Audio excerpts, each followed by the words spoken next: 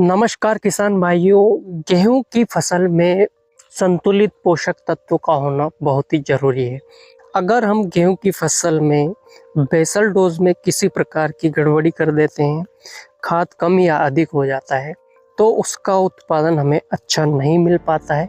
आजकल बहुत तरह के एनपीके मार्केट में है। एनपीके 12-32-16, एनपीके 19-19-19, एनपीके 20-20-20 और एनपीके 12-32-06, बहुत सारे ग्रेड मार्केट में हैं।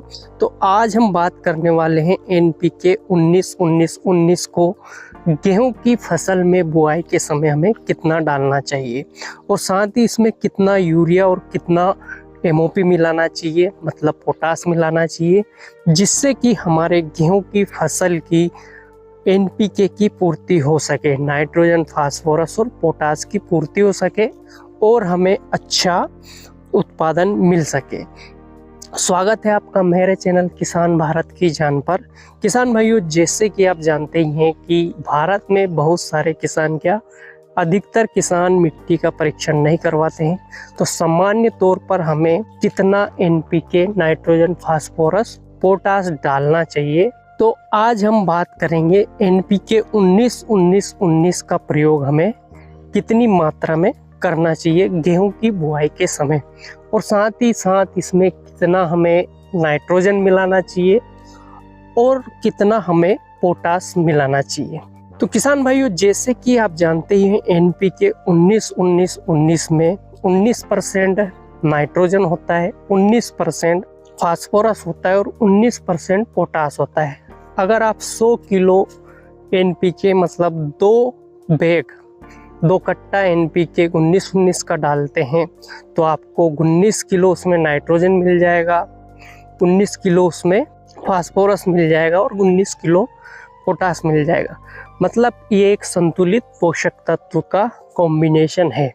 इसमें तीनों पोषक तत्व बराबर मिलते हैं, लेकिन हमें गेहूं की फसल में इसका कितना प्रयोग करना चाहिए प्रति एकड़, जिससे कि हमें अच्छा उत्पादन मिल सके। तो किसान भाइयों, गेहूं में हमें सामान्य रूप से, अगर आपने मिट्टी का परीक्षण नहीं करवा रखा है, तो इसे प्रति एकड़ 2.5 बैग डालना चाहिए। मतलब 125 किलो एनपीके 19-19 का प्रयोग हमें करना चाहिए। साथ ही आपको इसमें 19% यूरिया मिल जाता है, लेकिन ये फास्फोरस की पूर्ति तो कर देगा 2.5 बैग, मतलब 125 किलो अगर आप डालते हैं प्रति एकड़ तो, लेकिन बुआई के समय की यूरिया की पूर्ति ये नहीं कर पाएगा।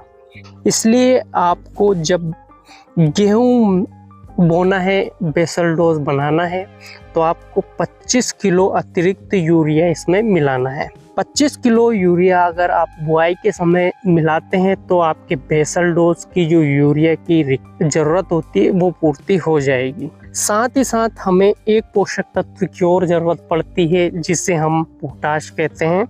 ये बेसल डोज में डालना बहुत ही ज़रूरी है। तो इसकी पूर्ति के लिए सामान्य रूप से हम एमओपी का प्रयोग करते हैं, म्यूरेट ऑफ पोटास, लेकिन इसमें 19% पोटास ऑलरेडी होता है। तो हमें यहाँ अगर हम 2.5 बैग प्रति एकड़ के हिसाब से इसे डालते हैं, तो लगभग 25 किलो पोटास मिल जाता है, जो कि प्रति एकड़ गेहूं की फसल के लिए किसी भी प्रकार से कम नहीं रहेगा। तो हमें इसमें अतिरिक्त एमओपी मिलाने की ज़रूरत नहीं है किसान भाइयों, क्योंकि 25 किलो हमें इसके माध्यम से 2.5 बैग के माध्यम से एमओपी मिल जाता है। तो अतिरिक्त हमें किसी भी प्रकार का पोटास मिलाने की ज़रूरत नहीं है। अगर आप इस प्रकार से गेहूं की बुआई करते हैं एनपीके 19-19 के साथ, तो आपकी गेहूं की फसल अच्छी होने वाली है निश्चित रूप से, और किसी प्रकार का कोई नाइट्रोजन, फास्फोरस और पोटास की ज़रूरत आपको नहीं रहेगी। और जैसे कि आप जानते हैं कि हमें नाइट्रोजन 3 बार देना है, तो एक बार की पूर्ति तो आपने बुआई के समय कर दी है, दूसरे और तीसरे बार में भी आपको प्रति एकड़ 1-1 कट्टा नाइट्रोजन देना है। 3 बार नाइट्रोजन को हम 3 बार देते हैं, क्योंकि नाइट्रोजन ऐसा खाद है जो कि ज़्यादा समय तक मिट्टी में नहीं रहता है ये, तो इस कम समय के लिए इसके प्रभाव होते हैं और ख़त्म हो जाता है। तो इसलिए इसको बार बार देने की ज़रूरत पड़ती है। तो किसान भाई वीडियो कैसा लगा, वीडियो अच्छा लगा हो तो लाइक करिए और चैनल को सब्सक्राइब करना ना भूलें।